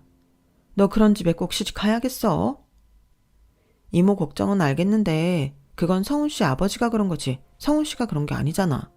그리고 사실인지 아닌지 확실한 거 아니고 말 지어내기 좋아하는 사람들이 퍼뜨렸을 수도 있고 요새 가짜뉴스 많아서 억울한 사람들 많잖아. 진영이니 말이 맞다. 근데 엄마는 그런 거 아니어도 너랑 그의 자란 환경이 너무 달랐기 때문에 서로 적응하기 어려울 수 있을 것 같아. 난 그게 걱정이야. 하나밖에 없는 딸이 너무 낯선 곳으로 시집가는 거 싫어. 저는 저희 집도 그렇고 이모들도 아빠 쪽도 다 잘 사는 편이에요. 돈이 부족한 적 없었고 부모님 밑에서 편하게 자란 것도 사실이고요. 그래서 대학 때에는 부모님께 손 벌리지 않으려고 아르바이트도 열심히 했고 장학금도 받았어요. 남편은 그다지 좋은 형편에서 자라지 못한 게 사실이었어요. 학교도 등록금 자기가 벌어서 다니느라 힘들었다고 했고요. 하지만 저희 부모님이 노닥거리며 사신 거 아니었어요. 재산이 많아도 그걸 잘 지키려고 노력해야 열심히 일해야 그 재산으로 더 큰 돈도 만든다는 걸 보여주셨죠. 아빠가 처음부터 부자였던 것도 아니었고요. 평범한 집안에서 자라셨지만 본인이 노력하고 파고들어 저희 집을 이만큼 살게 만들어 놓고 하늘나라에 가셨어요. 엄마는 그걸 이어받아 더 많은 걸 만드셨고요. 부자들 돈이라고 해서 쉽게 생각하고 돈 빌려달라는 분들 많이 봤는데 절대 그러지 않았으면 좋겠더라고요. 부모님도 인생을 바쳐 재산을 일구신 것을 제가 봤으니까요. 아무튼 이렇게 다른 상황이다 보니 엄마나 이모의 마음도 이해는 갔지만 저는 결혼은 그런 외적인 조건으로 하는 게 아니라고 굳게 믿었고 남편의 마음도 신뢰하고 있었어요. 남편은 엄마와 이모가 자기를 곱게 보지 않는 걸 알면서도 늘 웃음을 잃지 않았고 최선을 다해 성의를 보였어요. 그런 노력 끝에 결혼 허락을 받았고요. 그렇게 결혼 준비를 하는 중에 시어머니가 실수로 교통사고를 내서 그만 자기 치료비는 물론이고 상대방 치료비까지 전부 물어줘야 하는 일이 생겼어요. 물론 보험을 들기는 했지만 이래저래 들어갈 돈이 많다고 하더라고요. 남편은 아주 어렵게 이런 말들을 털어놓았고 집 살 때 돈을 못 보탤까봐 걱정을 하더라고요. 그 말을 들은 엄마는 두말 않고 24평형 아파트 하나를 사주셨어요. 저희 둘 다 회사 다니기 적당하고 앞으로도 부동산 전망이 좋은 곳이에요. 아 정말 이거 너무 죄송해서 어쩌지? 내가 인사드리러 가야지. 엄마 다음 주까지 이모하고 동남아 간다고 하셨어. 그쪽에 투자하는 곳 있는데 둘러본다고 했거든. 나중에 천천히 해도 돼. 라고 말하고는 엄마한테는 남편이 너무 고마워한다는 말을 전했어요. 괜찮아. 너랑 결혼하기로 했으면 성훈이도 내가 자식처럼 생각해야 되지 않겠니? 니들 사는 데에 불편 없게 해주는 게 부모 역할이지 뭐. 엄마, 그렇게 말해줘서 정말 고마워. 결혼해서 잘 살기나 해. 엄마는 그거면 돼. 알았지? 그렇게 저희는 결혼을 했고 남편은 엄마한테 정말 잘했어요. 신혼 초인데도 시댁에는 안 가고 친정에는 들러서 엄마한테 안부도 묻고 직접 점심도 차려주고 그랬거든요. 엄마는 저랑 결혼하기로 결정했을 때부터 남편에 대한 의심을 싹 지웠는데도 남편이 지극정성으로 하는 걸 보고 흐뭇해 하시는 것 같더라고요. 사실 엄마가 감정 표현을 많이 하시는 편은 아니거든요. 이모는 불편한 마음을 완전히 없애지는 못하셨지만 지켜보겠다는 생각이었고요. 그래도 저희가 잘 사는 것 같아 보기 좋다고 하셨어요. 그렇게 저희가 결혼하고 5개월쯤 됐을 때였어요. 엄마 회사가 추진 중이던 재개발 지역의 공사가 여러 가지 이유로 중단이 되었고 여기저기서 투자를 받아 공사를 진행했던 회사는 하루아침에 날벼락을 맞았어요. 저는 처음 그 말을 듣고도 어안이 벙벙해서 정신이 안 나더라고요. 이모, 그러니까 지금 회사에서 돈을 다 돌려줘야 하는 상황이고 그렇게 되면 회사는 넘어가거나 문 닫아야 된다. 뭐 그런 거야? 그렇게 될 것 같다. 세상에 이게 웬일이니? 한 번도 이런 일이 없었는데 이번에 뭐가 잘못돼도 단단히 잘못된 것 같다. 엄마는? 엄마 지금 뭐 하고 있어? 괜찮아? 엄마 정신 없지 뭐. 지금은 처리할 거 많다고 돌아다니니 좀 기다려봐. 괜찮아지면 너네 부를게. 그 소식을 듣고 일주일이 지났을 때 다시 이모한테서 연락이 왔어요. 얘 진영아, 네 엄마 알아 누웠다. 언니가 이런 거 처음 본다. 병원에서 링거한테 맞고 왔는데 그저 잘 먹고 푹 쉬어야 된다네. 니들이 와서 맛있는 것도 좀 해드리고 위로해드려. 저는 그 말을 퇴근하고 온 남편한테 전했어요. 아니 왜 그렇게 아프신 거야? 사업하신다고 너무 힘드셨나 보네. 일을 어째? 장모님 이럴 때 뭐 드시는 게 좋아? 체질 그런 거 상관없이 먹을 수 있는 게 뭐가 있지? 근데 대체 무슨 일이 있었길래 저렇게 알아놓으신 거야? 그게 엄마 회사 다른 사람한테 넘겼대. 뭐라고? 회사를 넘겨? 그게 무슨 소리야? 그때부터 남편 낯빛이 차갑게 바뀌었는데 당시에 저는 그걸 눈치채지 못하고 계속 얘기했어요. 엄마 공사하려던 재개발 지역이 이런저런 이유로 다 묶여버렸대. 그러면서 손실도 많이 발생하고 돈 물어줘야 될 것도 많아서 아무튼 엄마는 회사에서 손 떼게 됐어. 그러자 남편은 저한테서 한 발 뒤로 물러나더라고요. 저는 그때 확 바뀌던 남편의 모습이 잊혀지지 않아 똑똑히 기억해요. 이모가 그러시는데 우리 엄마 맛있는 것도 해드리고 위로하면 좀 나아지지 않을까 하셔. 같이 가자. 그럼 장모님은 돈 한 푼도 없는 거야 지금? 아니 그동안 사업한 세월이 있는데 그건 아니겠지. 그렇지? 지금 그 회사에서 손떼기로 한 건 맞나 봐. 지금 그게 중요한 게 아니잖아. 엄마가 먼저 누우셨다는데 얼른 가봐야지. 아니지. 돈이 어떻게 됐는지가 중요하지. 사람이 어떻게든 살게 되겠지만 돈은 아니야. 내수 중에 준 게 있는 거랑 없는 게 얼마나 다른데. 지금 성훈 씨 말은 엄마보다 돈 걱정이 더 많이 된다는 거야? 당연한 거 아니야. 돈이라는 게 그런 거야. 한번 빠져나가기 시작하면 다시 돌아오고 싶지 않다고. 나 참, 뭐 이런 일이 다 있나 정말. 남편은 뭔가 잔뜩 화가 난 사람처럼 거실을 서성거렸어요. 저는 그런 남편이 너무 낯설고 이상하기만 했고요. 돈 버는 것도 다 먹고 살려고 하는 건데 어떻게 돈이 더 중요해? 일단 엄마한테 가보자. 엄마 어떠신지는 좀 봐야지. 됐어. 너 혼자 가든지 말든지 마음대로 해. 뭐? 지금 뭐라고 했어? 혼자 가든지 말든지? 내가 잘못 들은 거지? 성훈 씨, 다시 말해봐. 제대로 들었어. 귓구멍 잘 열려있네. 너나 가라고. 아니, 어떻게 사업을 하루아침에 홀랑 들어먹어? 진짜 황당해서 돌아버리겠네.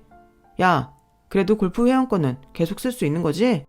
이건 연애 억 단위 회원권인데 돈은 다 낸 거니까 사업 망했다고 정지되고 그런 건 아니겠지? 저는 그 말에 완전 충격 먹었어요. 남편이 엄마랑 이모가 가는 골프클럽을 하도 부러워하니 엄마가 회원권을 만들어주셨거든요. 그런데 그걸 지원해주신 엄마 걱정은 안 되고 자기가 골프 회원권 못 쓸까봐 그것만 노심초사하고 있으니까요. 저는 아무 말도 못하고 생전 처음 보는 남편의 낯선 모습에 도망치듯 집을 나와서 친정에 엄마를 보러 갔어요. 가는 도중에 남편한테 문자가 왔는데 이러더라고요. 나 이상하다고 생각하지 마. 사람이 어떻게든 사는 거 맞아. 문제는 돈이라고 돈. 너도 참 너다. 네가 받을 유산이 눈앞에서 사라졌는데 그건 아무렇지도 않다니. 네가 너무 황당해. 도저히 말이 통할 상황이 아니라고 생각해서 저는 답을 하지 않고 엄마 집에 들어갔어요. 이모는 저를 반기면서 계속 현관 쪽을 기웃거리시더라고요. 뭐야? 김서방은 같이 오는 거 아니었어?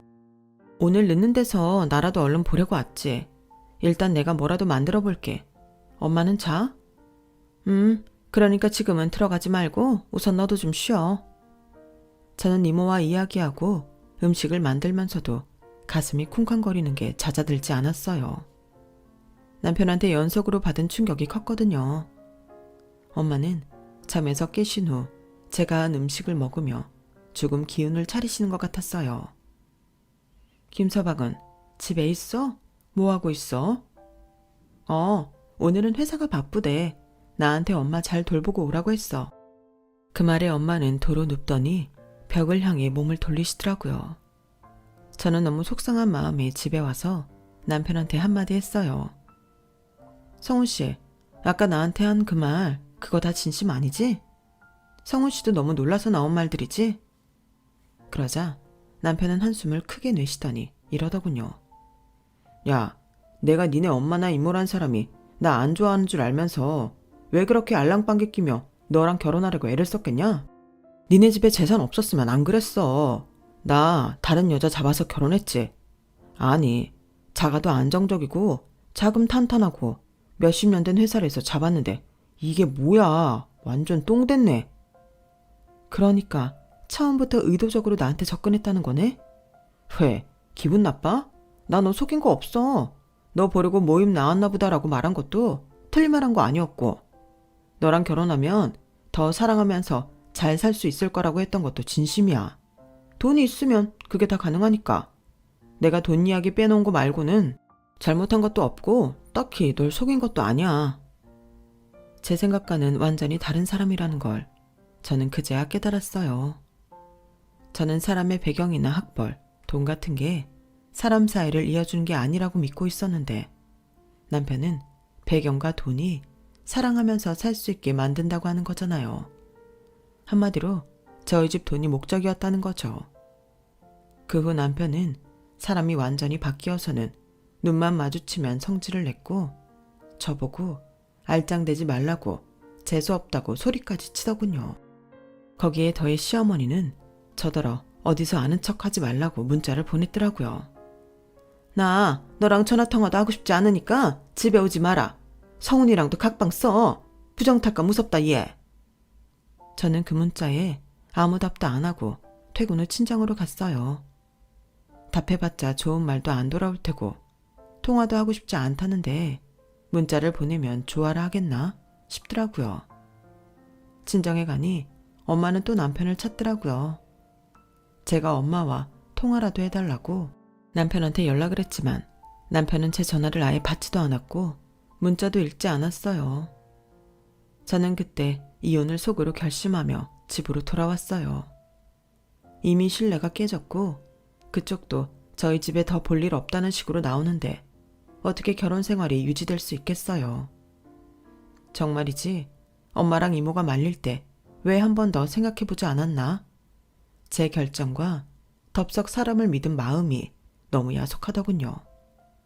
남편은 늦게 집에 와서 다른 방으로 들어가려고 하길래 거실을 가운데에 두고 제가 말했어요. 이혼하자.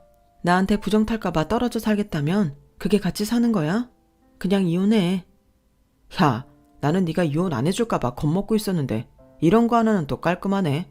고맙다. 근데 내가 내일부터 보름 동안 출장이 있어. 내가 내일 변호사 만날 테니까 넌 오자마자 도장이나 찍어. 근데 이 집 반은 내 거다. 뭐? 이 집 니네 집에서 돈 없어서 우리 엄마가 사준 거야. 근데 이거 반을 왜 너한테 줘? 너 진짜 미쳤구나. 넌 정신적 피해 보상이란 것도 모르냐? 내가 니네 집 탄탄한 줄 알고 결혼했다가 이렇게 피를 봤는데 그 정도는 해줘야지. 그리고 내가 결혼하고 좀 잘했어? 그런 거에 대한 보상은 있어야지. 내가 너한테 쓴 돈하고 시간, 결혼하고 보낸 허송 세월 다 어떻게 돈으로 갚을 건데? 어? 너 진짜 이렇게 나올래? 한번 해보자는 거야? 지금 니네 집 난린데 이거라도 조용히 넘어가야 되지 않겠냐? 그냥 내가 하자는 대로 해라. 안 그러면 너 비싼 변호사 쓸 돈도 없는데 괜히 망신이나 당하지 말고. 너는 나랑 지낸 시간하고 결혼했던 걸 다 돈으로 계산해? 아, 너 진짜 인간 말종이구나. 웃기시네. 너 결혼이라는 거 다 비즈니스야. 서로 먹고 살기 위해서 선택하고 사는 거라고. 그러면 너랑 더는 못 살게 됐고 나는 너한테서 받을 게 없어졌으니 그동안 보낸 시간을 보상받아야 하는 건 당연하잖아? 너랑 나 빨리 헤어지고 싶으면 내가 하자는 대로 하는 게 좋을 거야. 가면 갈수록 사람 입에서 나오는 말이라고는 생각할 수 없는 말만 짓거리는 모습에 저는 너무 큰 충격을 받았고, 그날 밤 저는 남편이 잠든 후에 짐을 대충 싸서 친정으로 왔어요. 이모와 엄마는 왜 갑자기 왔냐며 궁금한 표정을 지었지만, 제가 남편이 보름간 출장에 가서 혼자 있기 싫어서 왔다고 하니 더 이상 아무 말씀도 안 하시더라고요. 그렇게 보름 동안 엄마 옆에 있으면서 엄마 몸조리도 하고 저 역시 엄마와 이모 덕분에 마음의 안정을 찾고 있었어요. 그렇다 해도 남편한테 받은 상처와 배신감은 사라지지 않고 그대로 남아 있었죠.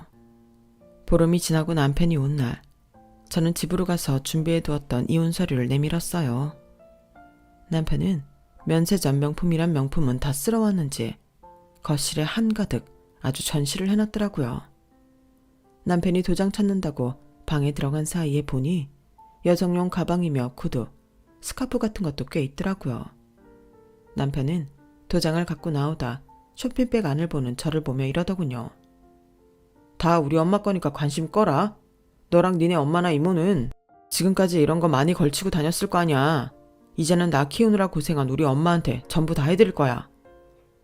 너한테 이럴 만한 돈이 있어? 설마 이 집 팔면 나눌 돈 생각해서 이거 다 사온 거야? 봤구나? 내 돈으로 내가 어떻게 쓰든 상관하지 말고 도장 찍었으니까 가져가. 온몸이 분노로 부르르 떨리는 걸 느끼며 저는 자리에서 일어났어요. 그랬더니 이 인간이 뒤에서 제 뒤통수에 대고 뭘 툭 던지더라고요. 보니까 호텔에서 주는 실내용 슬리퍼가 떨어져 있더라고요. 니네 엄마 갖다 드리려면 갖다 드리던지. 지금 당신 상황과 위치가 딱 어떤지 알려드리고 싶어서 그러는 거야. 그러니까 너 이혼하는 거 억울해하지 마시라고 해. 야, 너 너무 선 넘지 마. 사람 인생 어떻게 될지 모르는 거야. 그러게, 설마 네가 망할 줄 어떻게 알았겠냐. 너도 더 이상 공주짓 하지 말고 네 처지에 맞게 하고 살아. 끝까지 저한테 빈정거리는 남편 때문에 속이 다 뒤집힐 것 같았어요. 저는 남편이 여기에 있고 제가 나가는 게 잘못됐다 느꼈고, 순간 거실에 있던 쇼핑백들을 죄다 현관 밖으로 집어 던졌어요. 야, 너 이게 뭐하는 짓이야? 천박하게 진짜. 그만두지 못해? 여기 아직은 내 집이야. 엄마가 내 명의로 샀으니까. 근데 왜 네가 이 집에 있고 내가 나가? 그건 아니지. 네가 네 엄마 집에 가든지 모텔에 가든지 알아서 해. 저는 남편 방에서 옷이며 가방이며 죄다 밖으로 집어던졌고, 이게 장난이 아니라는 걸 깨달은 남편은 그제야 제 눈치를 슬금슬금 보더니 현관 앞에서 물건을 챙기더라고요. 저는 그런 남편 보란듯이 문을 쾅 닫아버리고는 방에 들어와 억울해서 펑펑 울고 말았어요. 저는 남편하고 정말 잘 살 줄 알았고, 남편도 저처럼 학벌이나 배경 같은 거 생각 안 하고 결혼한 줄 알았거든요. 저와 같은 마음인 줄 알았는데 엄마 사업 잘못됐다는 말에 바로 저러는 걸 보니 정말 제가 너무 바보 같아서 속에 한이 맺히는 것 같아 가슴을 두드리며 밤새 울었어요. 그리고 새벽쯤 됐을 때 저도 제 짐을 챙겼어요. 그 인간이 있었던 곳에서 한시라도 빠져나가고 싶었거든요. 저는 짐을 챙겨 차 트렁크에 싣고 회사에 갔다가 친정으로 퇴근을 했어요. 물론 신혼집 아파트 비밀번호는 바꿔두었고요. 저 없는 새에 그 인간 들어오는 건 참을 수 없었거든요. 이모는 제가 엄마 걱정돼서 온 줄 알고 반갑게 맞으며 저녁을 차려주셨어요. 엄마가 그래도 많이 기력을 회복하셨어. 이제 너무 걱정하지 않아도 돼. 근데 김서방 출장에서 오지 않았어? 올 때가 됐는데 통왕래가 없네. 무슨 일 있어? 그 말에 제가 겨우 입을 때렸는데 엄마가 방에서 핸드폰을 들고서 저희가 있는 부엌 식탁 쪽으로 뛰어오셨어요. 예, 경미야. 우리 동남아 리조트 따냈다. 됐어. 지금 연락 왔어. 우리 당장 그쪽 일 시작해야겠다. 어머 언니, 그게 정말이야? 우리가 안 될 거라고 생각해서 그냥 여행 갔다 온 셈 쳤던 건데 너무 잘 됐다, 언니. 엄마랑 이모가 부둥켜 안고 좋아하는 걸 보는 저는 어리둥절했어요. 이게 다 무슨 소리야? 동남아 리조트? 알고 보니 엄마는 해외 사업 회사를 분리해서 따로 운영하고 있었어요. 앞으로는 그쪽에 더 중점을 두려고 하는데 국내 사업이 방해가 될까봐 몇 년 전에 아예 따로 회사를 차렸다고 해요. 저는 그 사실을 모르고 있었어요. 그도 그럴 게 저는 대기업에 시험 봐서 들어가 다니고 있었고 현재 엄마 회사에는 전혀 관여를 안 하고 있었거든요. 그런데 그쪽 일이 진전될 기미가 없었고 리조트 개발도 다른 회사로 넘어갈 걸로 알고 있었는데 처음 계약했던 회사가 원하는 대로 해주지 않고 자꾸 말을 바꿔서 계약을 해지하고 엄마 회사랑 한다는 거였어요. 우리 회사 이름만 걸어놓은 회사 될 줄 알았는데 너무 잘 됐다. 그럼 엄마, 회사가 또 있었는데 그러고 있었던 거야? 내가 새로 시작한 건 잘 안 되고 아빠가 남기고 간 건 정리하게 생겼고 그러니 내가 좀 속상해. 근데 그 재개발 묶인 것도 언젠가는 풀린대. 더뎌지는 것 뿐이지. 아주 무산되는 건 아니라서 지금은 대표 바꾸고 나는 뒤로 물러나 있는 건데 아빠한테는 미안하지만 나는 그 회사는 너무 힘들어서 명예직이나 하고 해외 쪽에 주력하려고 한다. 아니 나는 엄마가 거기 손해본 돈 물어주고 갚느라 완전히 어떻게 된 줄 알았잖아. 내가 좀 부풀렸지. 김서방 때문에. 김서방 봐. 딱 편했잖아. 내가 이럴 줄 알았어. 저는 이게 다 무슨 소린가 하며 엄마를 봤어요. 엄마의 비서 역할을 하던 이모도 어리둥절하더라고요. 내가 골프클럽 가서 들은 얘긴데 김서방이 내 이름을 팔면서 무슨 투자자를 모으고 있다더라고. 근데 내가 들어보니 이게 실체가 없는 회사인 거야. 사업 내용도 말이 안 되고. 알아봤더니 회사는 이름뿐이고 아무것도 없어. 사업도 없고. 그냥 내 이름 이용해서 한탕 해먹으려는 거더라고. 내가 이거 우리 딸 잘못 엮였다 싶어서 걱정됐는데 마침 공사 진행 중인 데가 재개발 묶여서 이래저래 골치 아픈데 나는 그걸 좀 이용해보기로 했지. 김서방 나 한 번도 보러 안 왔잖아. 그뿐인 줄 아니? 내 전화도 안 받더구나. 내가 촉이 왔어. 얘는 안 되겠구나 하고. 너 이혼할 거지? 엄마 그것까지 알고 있었어? 내 전화도 안 받는 놈이 너랑 살겠다고 하겠니?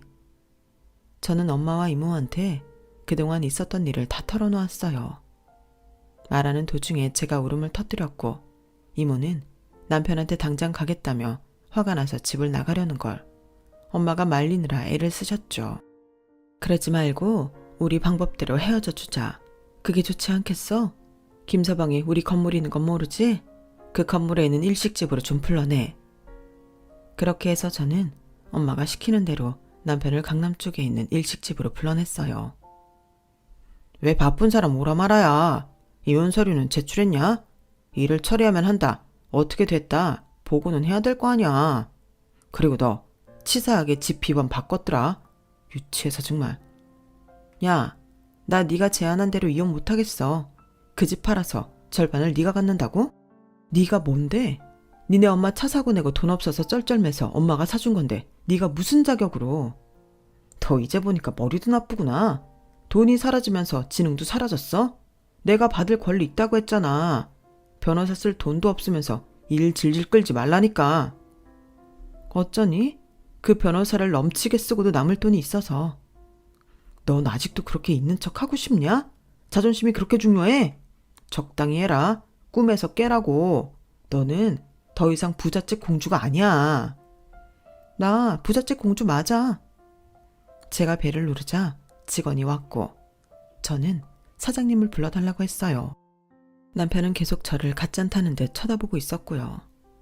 그런데 사장님이 저한테 와서 하는 말에 입을 벌리고 담을 줄 모르더군요. 아유, 우리 진영씨 왔네. 어머님은 잘 계시고 우리 소문 다 들었어. 동남아 리조트 하신다며? 잘 됐네. 진영씨, 오늘은 내가 쏠 테니까 말만 해. 뭐든지 다 해다 줄게. 아니에요, 사장님. 좀 이따가 엄마랑 이모 오시면 그때 주문할게요. 그렇게 사장님이 나가고 나자 남편은 겨우 입을 열더군요. 이게 무슨 소리야? 동남아? 여기 사장하고 니네 엄마랑 아는 사이야? 여기 건물주가 우리 엄마거든. 뭐라고? 이게 니네 엄마 거라고? 니네 집 망했잖아. 그건 그거고 이건 우리 엄마 거 맞아. 너 머리가 많이 나쁜 것 같아서 설명해 줄게. 우리 엄마 회사가 그렇게 됐는데도 왜 집은 그대로 있을까? 이 건물은 왜 멀쩡할까? 너 그런 생각은 안 해봤지? 그건 우리가 그 돈 다 막을 현금은 있었던 거야. 엄마가 그 회사 때문에 지금 힘든 건 맞지만 동남아 리조트 개발 맡아서 일 시작했고 아직도 우리 아빠가 남겨주신 유산도 꽤 있어. 그래서 너 여기로 불렀어.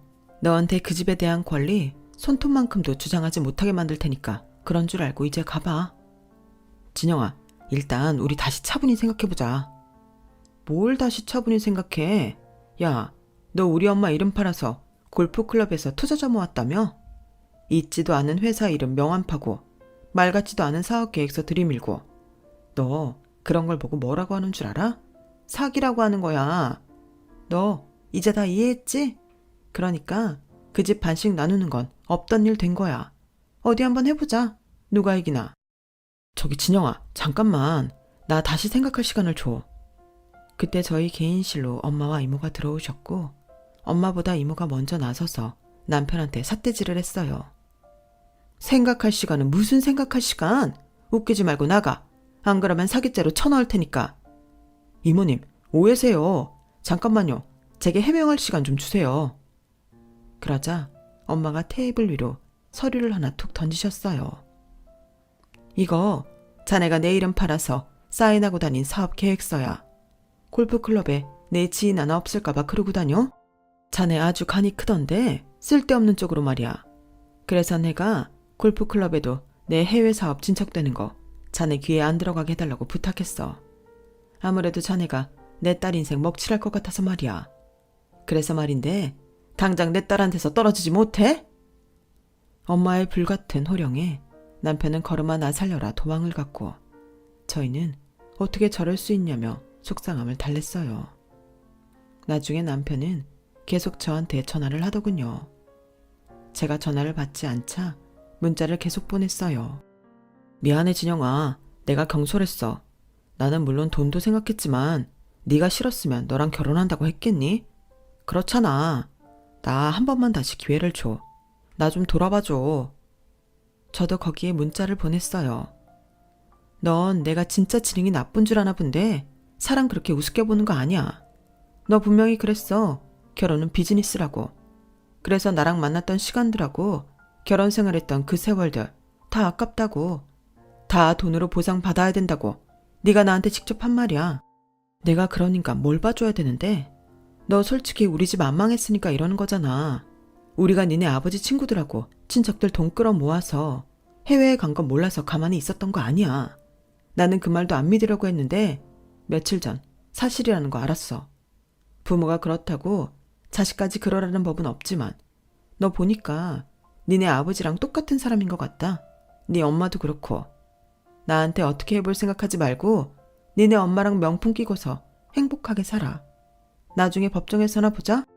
그러자 조금 있다가 시어머니한테서 연락이 오더라고요. 저는 마지막으로 생각하고 전화를 받았어요. 예, 사돈도 사돈이다. 망한 것도 아니면서 어떻게 그런 식으로 우리를 속일 수 있니? 이건 아니지. 그러면서 누구더러 사기라는 소리를 해? 사기라면 우리도 사돈한테 사기당한 거 아니겠어? 아줌마, 정신 차리세요. 저희 아줌마 집안 어떤지 다 안다고요. 사기요? 아줌마 아들, 우리 엄마 팔아서 있지도 않은 사업계획서로 돈 끌어모으려고 한 게 사기예요. 그리고요, 아줌마 아들한테도 말 좀 전해주세요. 우리 엄마랑 이모 아는 사람 많거든요. 아마 다시는 결혼 가지고 장난질 못할 거예요. 결혼정보 회사마다 전부 블랙리스트에 올릴 거고 이미 그 인간 회사 윗선에도 알린 걸로 알고 있거든요. 그러니까 아줌마네 밥그릇 걱정이나 하시라고요. 남편은 이 말을 전해 들었는지 퇴근하고 친정에 들어온 저를 막아서고는 무릎을 꿇고 싹싹 빌더라고요. 진영아, 내가 정말 평생 잘할게. 이러지 말자. 나 한 번만 받아주라. 내가 너한테 잘했잖아. 나 평생 그럴 수 있다니까. 내가 진짜 장모님이 기라면 기는 신용이라도 할게. 아니, 진짜 기어다닐게. 제발 부탁이야. 나 이대로면 어디 가지도 못해 진영아. 그냥 너 계속 이러고 살아. 나는 너한테 그 짧은 시간에 너무 많은 충격을 받아서 더는 보고 싶지도 않거든. 니네 엄마가 나더러 너 근처에도 가지 말라던데? 부정 탄다고. 그러니까 내 가까이 오지 마. 아니면 여기 경비원 아저씨들 부른다. 그제야 남편은 저를 놔주고는 허멍하게 혼자 서 있다 돌아가더라고요. 하지만 다음 날 출근하시는 엄마와 이모를 붙잡고 또 난리를 치더라고요. 뒤늦게 나온 저는 그 모습을 보고 어이가 없었어요. 장모님, 제가 잘못했습니다.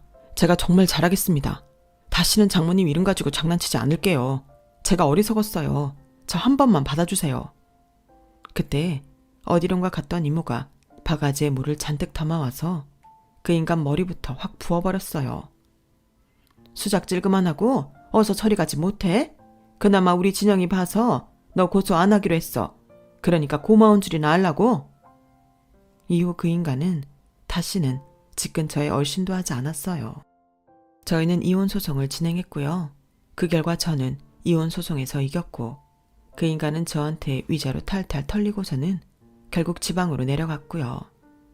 엄마는 여전히 사업도 잘 하고 계시고 저는 엄마와 이모와 함께 잘 지내고 있어요. 엄마와 이모는 지난 일은 다 잊고 더는 생각하지 말라고 하시네요. 저도 완전히 떨쳐버릴 생각으로 마음을 정리하며 사연을 보내는 거예요. 앞으로 당분간은 엄마와 함께 지내며 제 인생에 대해 좀 더 고민하는 시간을 갖고 싶어요. 그럼 지금까지 제 이야기 들어주셔서 감사드리고요. 모두 행복하시고 건강하시길 바랄게요. 여러분, 사연 댓글에 응원과 현명한 조언 부탁드려요. 좋아요와 구독은 저에게 큰 힘이 됩니다.